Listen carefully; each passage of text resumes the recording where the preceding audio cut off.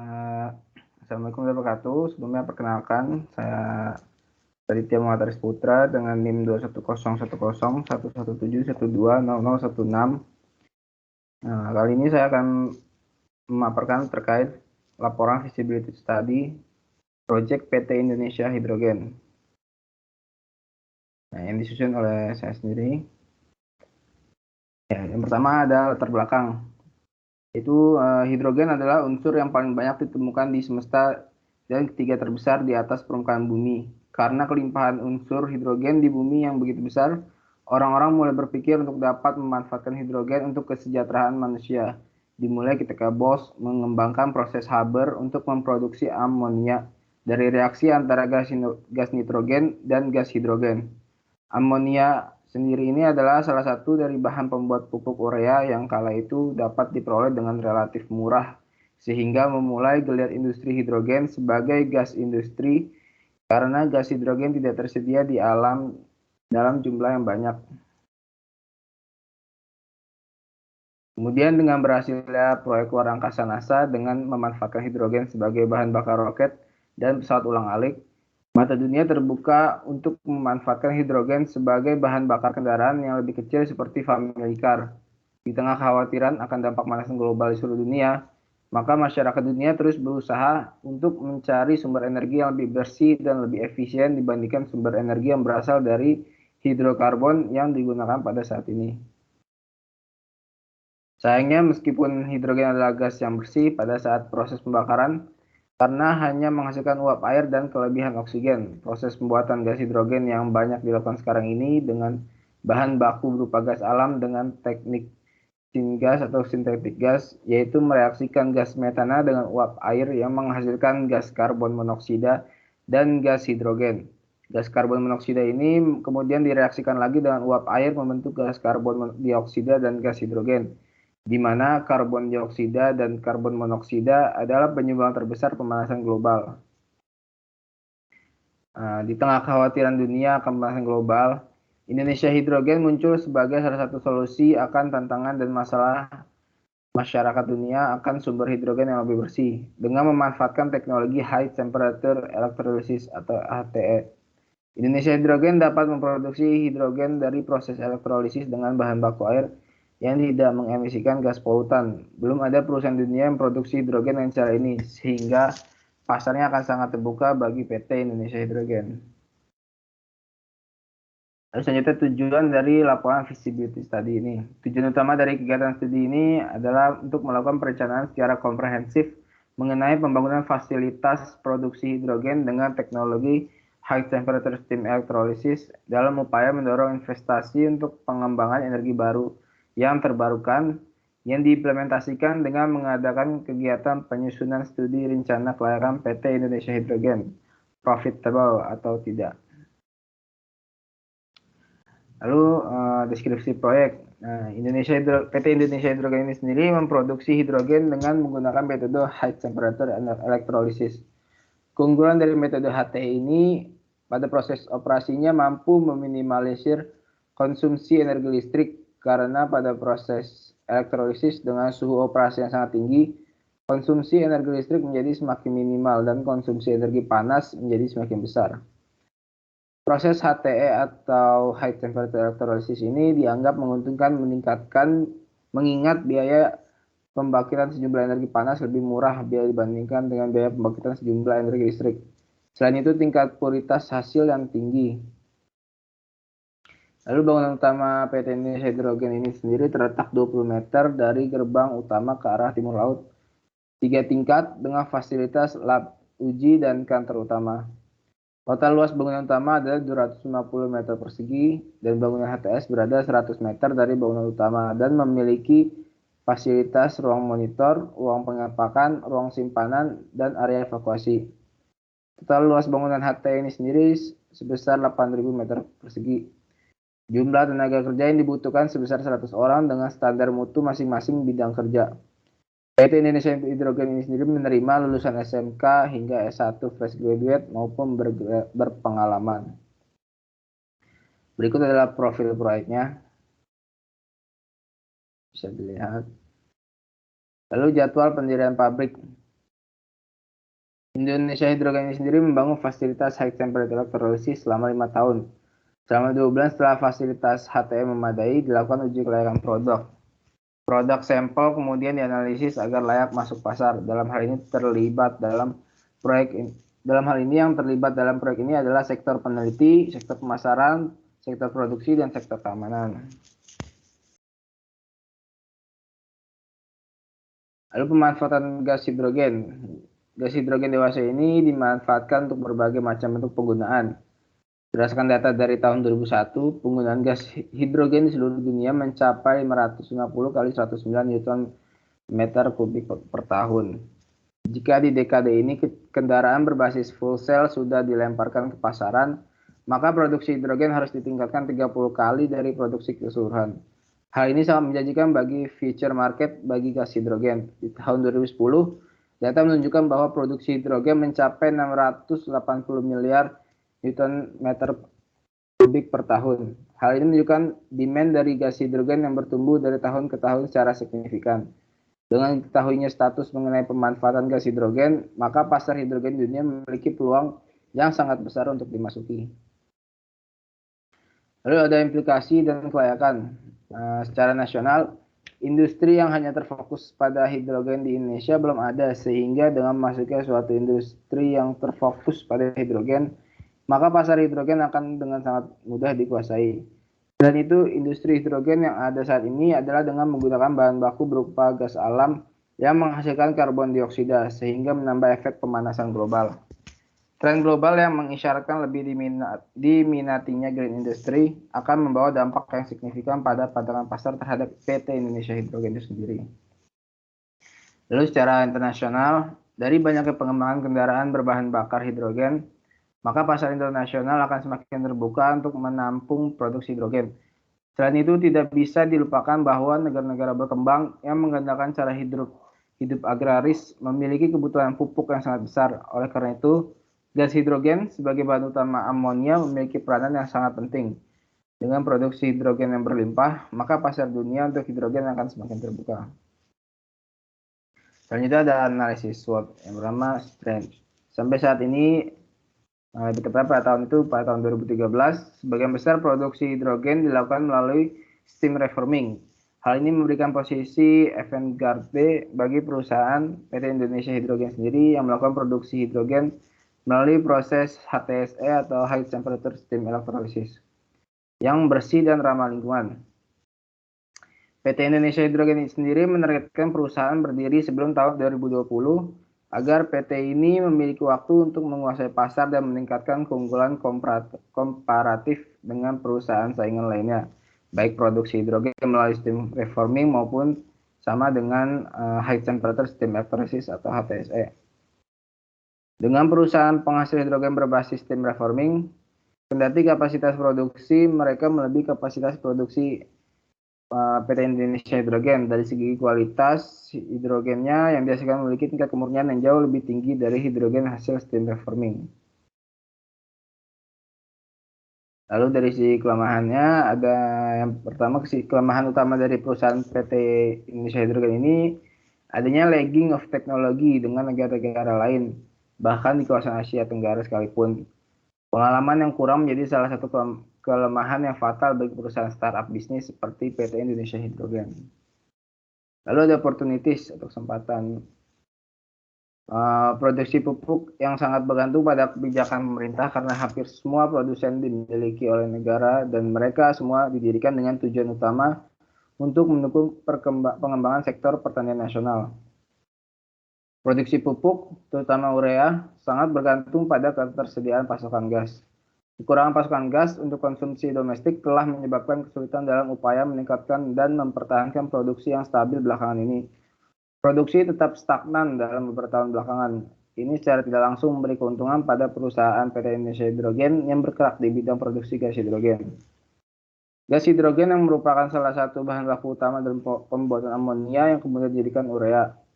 Dengan memproduksi gas ini tanpa gas alam, maka ketersediaan hidrogen tidak lagi tergantung pada ketersediaan gas alam yang dikuasai oleh pihak asing. Selain itu, PT Indonesia Hydrogen juga memberikan keuntungan bagi perusahaan pupuk karena mereka tidak perlu lagi melakukan steam reforming secara mandiri untuk produksi hidrogen, yang pada gilirannya menurunkan biaya produksi pupuk. Lalu threat atau ancamannya. Ancamannya ada hampir seluruh perusahaan di tanah air masih terikat kontrak jangka panjang dengan beberapa perusahaan pemasok gas alam. Ini dapat menghalangi perusahaan PT Indonesia Hidrogen atau dengan perusahaan pupuk untuk melakukan kerjasama. Diharapkan ketika perusahaan Indonesia Hidrogen sudah beroperasi, kontrak-kontrak jangka panjang ini sudah habis masa berlakunya sehingga PT Indonesia Hidrogen bisa dengan leluasa masuki pasar ini. Lalu untuk rencana pemasaran. Untuk memperoleh konsumen, perusahaan ini melakukan marketing campaign pada bulan-bulan pembangunan instalasi HTSE. Marketing campaign dilakukan dengan memberikan penawaran pada industri-industri pupuk dan industri lainnya untuk memperoleh calon konsumen potensial. PT Indonesia Hidrogen juga dengan awas mengamati perusahaan yang kontrak jangka panjangnya dengan perusahaan pemasok gas alam yang sudah hampir selesai. Setelah menentukan perusahaan-perusahaan peminat yang potensial, lalu selanjutnya adalah mendirikan liaison office di dekat perusahaan peminat untuk memberikan pelayanan prima dalam informasi dan jaminan pasokan, juga untuk menampung keluhan konsumen. Diharapkan dengan cara ini PT Indonesia Hidrogen bisa memiliki hubungan yang lebih erat dengan konsumen dan mengantar pada kontrak-kontrak selanjutnya. Untuk lokasinya sendiri yang dipilih adalah Kecamatan Tanjung Selor, Kabupaten Bulungan, Kalimantan Timur. Lokasi ini dipilih berdasarkan beberapa pertimbangan, diantaranya yang pertama ada PCMSR yang dimiliki oleh perusahaan induk atau Indonesia Electric telah didirikan pada lokasi ini. Secara otomatis pabrik produksi hidrogen pun akan didirikan di tempat yang sama. Lalu yang kedua secara geologis, pembangunan reaktor harus melalui studi tapak yang menyatakan bahwa suatu lokasi aman dari berbagai macam bencana alam seperti gempa bumi akibat pergeseran patahan atau vulkanik. Studi geologis menunjukkan bahwa wilayah Kalimantan Timur relatif aman dari gempa bumi maupun kegiatan vulkanik sehingga industri berbasis nuklir dapat didirikan dengan aman di Kalimantan Timur. Lalu dari segi pemerintahan masyarakat, di kawasan Tanjung Selor sangat mendukung dengan adanya perusahaan ini yang berbasis pemanfaatan nuklir dalam produksi gas hidrogen. Tenaga kerja maupun pertumbuhan penduduk yang tinggi, baik dari penduduk asli Balikpapan maupun pendatang, mampu dijadikan perusahaan dapat berdiri dan berkembang baik di kawasan tersebut. Sedangkan dari faktor ekonomi, baik lokal dan regional, cukup mendukung dalam pengembangan perusahaan yang berbasis nuklir safety teknologi. Pemerintah dari Kalimantan Timur juga mendukung adanya pengembangan industri berbasis teknologi nuklir di kawasan industri di Kalimantan Timur. Yang berarti peran pemerintah sudah memberikan sinyal baik bagi perusahaan untuk mendirikan usahanya di kawasan tersebut. Lalu yang keempat dari segi budaya, kebudayaan orang Kalimantan. Sebagai suku asli merupakan suku Dayak. Suku Dayak ini sendiri terkenal sebagai suku pedalaman dan asli dari Pulau Kalimantan. Tidak hanya suku asli saja di Kalimantan, beberapa tahun belakangan ini Kalimantan dijadikan sebagai tempat tumbuhnya industri, baik industri besar, kecil, maupun nasional, bahkan multinasional. Keberadaan industri tersebut menjadikan daya tarik tersendiri bagi masyarakat luar Kalimantan untuk datang berbondong-bondong ke Kalimantan untuk mencari mata pencarian dari keberadaan industri tersebut. Sehingga dapat dikatakan bahwa pola pikir masyarakat di Kalimantan Timur sudah sangat maju dibandingkan dengan yang lainnya karena pengaruh positif dari keberadaan industri di kawasan tersebut. Selain itu, faktor pengembangan daerah dari berbagai sektor di Kalimantan Timur juga majunya pola pikir masyarakat yang mampu menerima industri-industri tersebut. Lalu dari segi transportasi, Kecamatan Tanjung Selor sangat dekat dengan Pelabuhan Malundung di Tarakan yang merupakan pelabuhan terbesar di Kalimantan Timur. Lalu ada 4 variabel analisis ekonomi, ada payback period, IRR/NPV, return of investment, dan break-even point atau BP. Nah, yang pertama payback period. Payback period adalah variabel yang menunjukkan waktu yang dibutuhkan untuk suatu pabrik untuk dapat mengembalikan modal pinjaman yang dikeluarkan selama pengembangan pabrik. Semakin pendek waktu yang dibutuhkan untuk mencapai payback period, maka proyek perencanaan pabrik tersebut akan semakin menguntungkan. Lalu ada interest rate of return atau IRR yang merupakan variabel yang menyatakan percepatan maksimum suatu pabrik dalam pengembalian modal pinjaman atau investasi dengan tanpa memperoleh keuntungan di akhir umur pabrik tersebut. Evaluasi IRR merupakan metode evaluasi yang paling umum digunakan dalam industri kimia. Tolak ukur utama kelayakan ekonomi pabrik biasanya dapat ditentukan dari IRR pabrik tersebut. Lalu ada return of investment. Nilai dari return of investment ini sendiri diperoleh dari persamaan pemasukan neto per tahun dibagi dengan total investasi, di mana total investasinya total biaya merupakan total biaya pabrik ditambah modal yang berjalan. Return of investment merupakan variabel pertimbangan investor dalam menentukan pilihan investasi uangnya dalam pendirian suatu pabrik.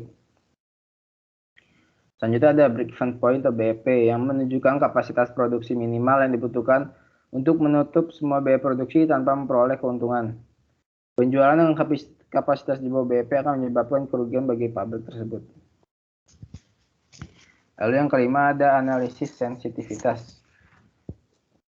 Ini merupakan sesuatu yang dibutuhkan untuk memperkirakan kelakuan pabrik apabila terjadi perubahan pada beberapa variabel utama, seperti harga bahan baku, harga produk, dan kapasitas produksi. Apabila hasil analisis menunjukkan adanya sensitivitas produksi terhadap perubahan variabel tertentu, maka perusahaan perlu lebih agresif dalam mengupayakan pengalihan variabel tersebut. Selanjutnya ada dari basis perhitungan ekonomi. Pada feasibility study ini, PT Indonesia Hydrogen belum akan melakukan analisis mendetail terkait rancangan pabrik karena perusahaan tersebut merasa analisis rancang pabrik lebih mengarah ke eksekusi bisnis plan ketimbang untuk digunakan dalam mengambil keputusan go or not go.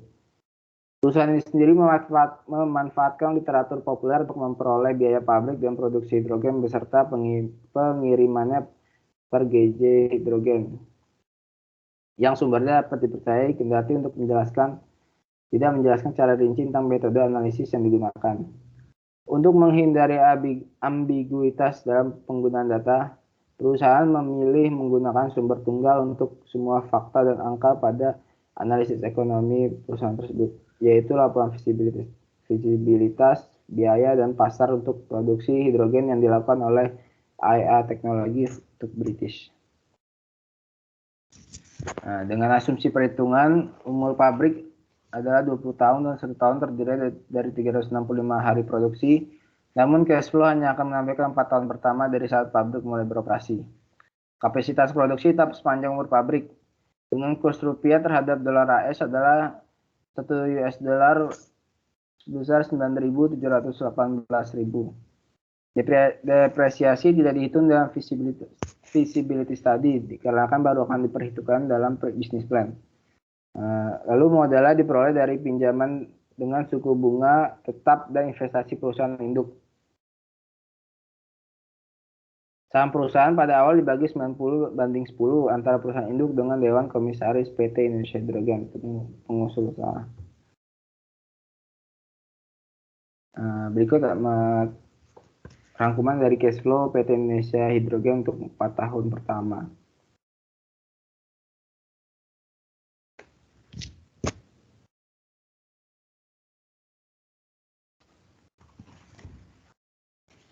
Lalu kita masuk ke payback period atau payout time. Untuk PT Indonesia Hydrogen sendiri, waktu yang diperlukan hingga seluruh biaya investasi tertutup atau balik modal. Investasi dari ekuitas megang saham PT Indonesia Hydrogen adalah sebesar 12.768.720 US dollar. Dengan pemasukan yang diperlihatkan pada tabel di bawah ini, diambil kesimpulan bahwa payback period atau payout time akan dicapai pada tahun keempat setelah pabrik operasi. Perhitungan payout time sendiri angka dalam kurung mengindikasikan hutang atau nilai negatif pada tahun keempat. Revenue perusahaan akhirnya menutupi hutang dan investasi awal. Lalu IRR dan NPV diasumsikan masa operasi ATSE selama 6 tahun sebelum pergantian SOEC dengan investasi awal sebesar 47 juta US dollar dan profit tahunan tidak termasuk hutang konstan pada angka 13 juta US dollar. Dengan menggunakan metode pencarian akar diperoleh nilai IRR sebesar 18,37%. Nilai IRR ini masih lebih tinggi dari suku bunga deposito di bank 8 hingga 10%, sehingga dapat disimpulkan bahwa bisnis ini menguntungkan. Lalu ROI atau Return of Investment. ROI dengan pemasukan neto sebesar 13 juta US dollar per tahun dan total investasi sebesar 37 juta US dollar dapat diperoleh return of investment PT Indonesia Hidrogen sebesar 37,26%.